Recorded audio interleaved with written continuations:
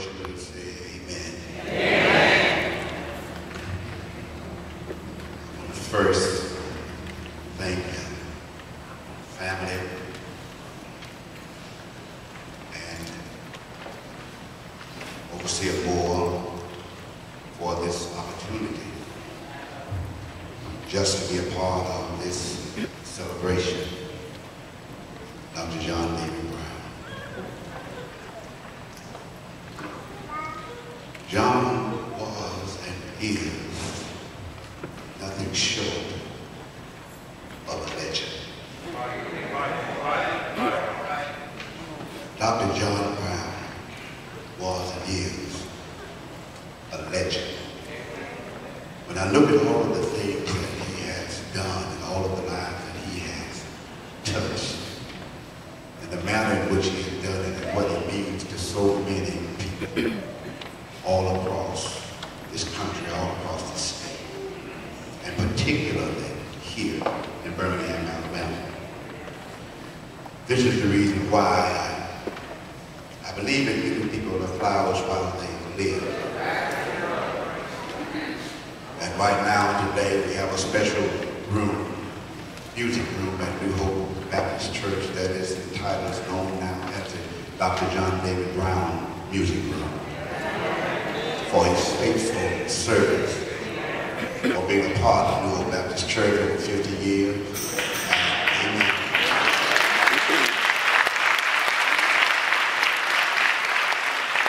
And serving as minister of music for over 30 years. But not only that, but I was given an opportunity to chair an event for the National Baptist Convention USA. We had a Legacy Award, and to this day, the first and only recipient of the National Baptist Convention USA Musical Legacy Award was given to Dr. John David Brown.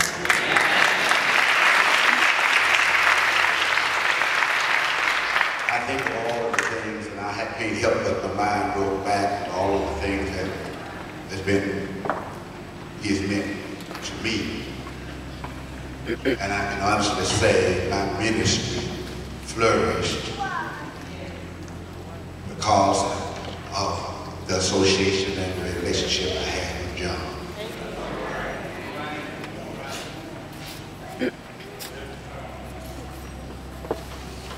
Just some of the things that you may not know or be aware of, I shared with you for 3 years in a row. Birmingham voted. The voting that was done through Birmingham News, under his direction, they voted our choir the best church choir in Birmingham for 3 years in a row. He took our choir to heights unknown. He took our mass choir to the gospel and grits all over the country, the state of Alabama, our state of the United States, Chicago, Detroit, Washington, everywhere. He took our choir to the governor's mansion to sing at the governor of the Sigma's inauguration. And that governor loved the music so much that he put our choir on his Christmas cards that he sent out all across the country. He took our choir not only to the governor's mansion, but he took our choir to Washington, D.C. to sing for the black caucus in Washington, D.C. Then he took our choir to represent Birmingham, Alabama, all the way to Spain. John was amen.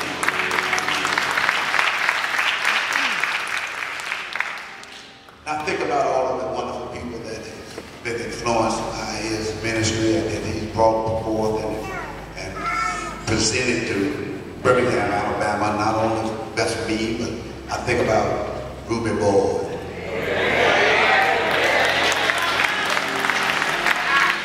I think about Queen Davis. I think about Janie Jeannie. I think about Concetta Brooks. And I think about Belinda Joyce.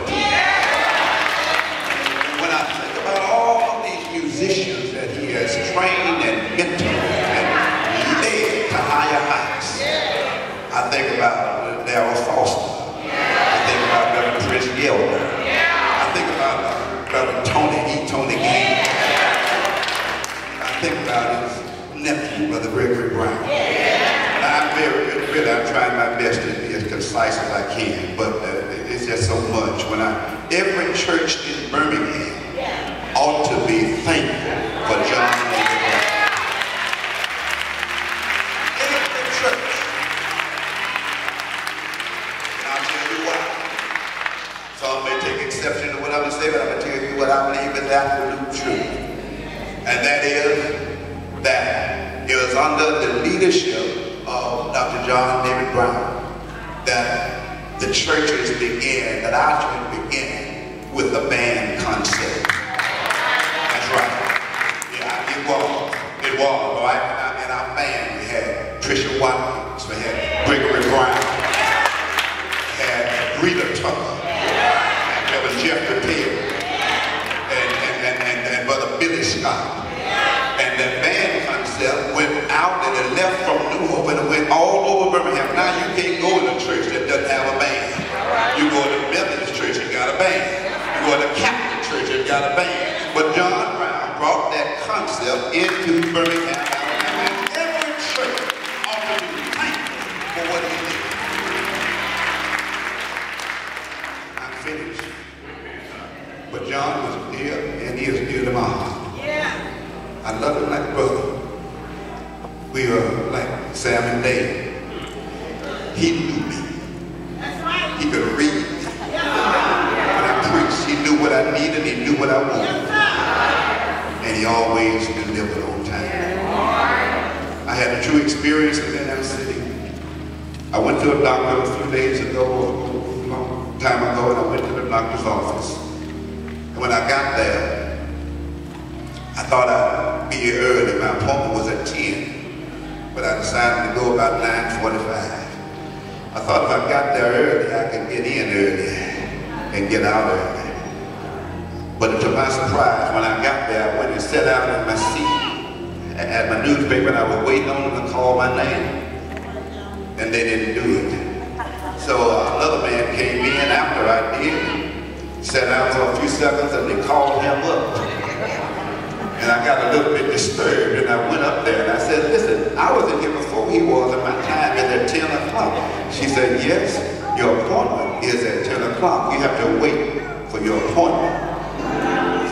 So I went back and I sat down. I was disturbed, but I sat down anyway. And I started watching my clock, and it became 10:01, and then 10:06, and then 10:10, and then 10:15. And they still didn't call me in. So I went back up to the desk and I said, ma'am, I have an appointment at 10 o'clock. You told me to wait for my appointment time at 10, but the 10 has passed and I'm still waiting. She said, yeah, you waited on your appointment time, but you still have to wait until they call your name. You didn't hear me, did you?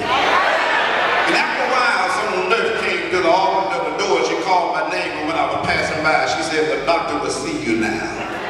And I learned from that experience, because there are times in all of our lives when we go through things that hurt us. There are times when John, no doubt, wanted to go home to be with the master, but he couldn't move on his own time. He had to wait for the appointment that we were on. I know that there are times when he hurt and racked with pain and sorrow. I know that there are times when he wanted to give up, but